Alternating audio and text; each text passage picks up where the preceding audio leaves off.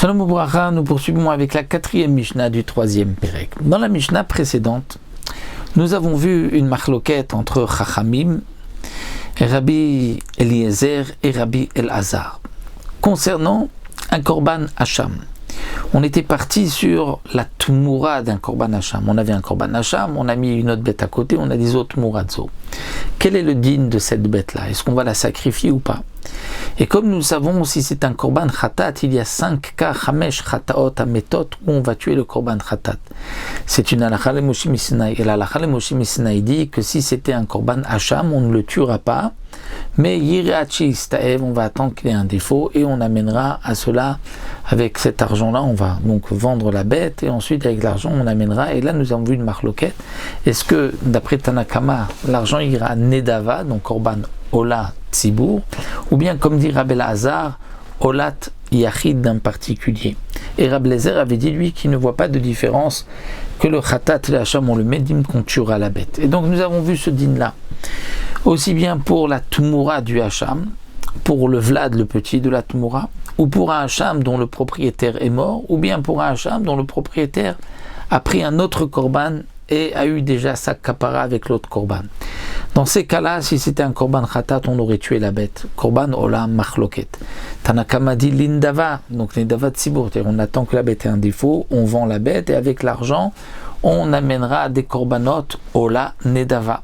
Et Rabbi Elazar avait dit non, il y avait des mêmes olot, on amènera korban yachid. Et donc ça c'est ce que la Mishnah vient nous dire maintenant. Ve'alo af anedava olahi. La nedava est aussi un korban ola. Donc, quelle différence entre Rabbi Elazar et Tanakama? Ma ben divrei Rabbi Elazar, divrei Chachamim. Quelle est la différence entre Rabbi Elazar et les Chachamim qui sont Tanakama de la Mishnah précédente? Et là, voici la différence. Bisman shiba chova. Si c'est une chova, c'est-à-dire si c'est une obligation korban yachid, une obligation sur toi, propriétaire du hacham. Donc, ou somech alea, tu dois faire une smicha, poser les mains sur le korban avant de le sacrifier. Ou mais via les nesachim, c'est toi qui dois apporter des nesachim, du vin, farine et de l'huile.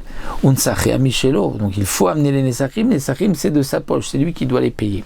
Vimaya Kohen, et si celui qui avait apporté ce korban hacham, qui avait fait donc tout cela, était lui-même Kohen, eh bien avodata veorachelo, il pouvait lui dire je viens servir, c'est mon korban, donc je peux le sacrifier, et la peau, je prends la peau pour moi, puisqu'un Kohen, même s'il n'est pas de garde, ce n'est pas sa semaine, si c'est son propre korban, il peut le sacrifier, il peut prendre la peau pour lui.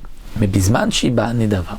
Si, comme disent Tanakama, c'est une nedava, c'est-à-dire qu'avec l'argent, on va acheter un korban tzibour. Alors, eno somechalia, il ne fera pas de smicha. Eno somechalia, puisque il n'y a pas de smicha dans une nedava tzibour, et donc il n'y a pas de smicha. Veno mevia la nesachim, ce n'est pas lui qui amène des nesachim, unsachim michel tzibour, mais les nesachim sont de la communauté, de la caisse de la communauté, de la caisse de la lishka. Afal pishu Kohen, même si lui est Kohen, eh bien non, il ne pourra pas sacrifier cette bête, il ne pourra pas prendre la peau à vodata, le service de servir, de le sacrifier, le droit de sacrifier, ve'ora et la peau, chez l'ancha mishma.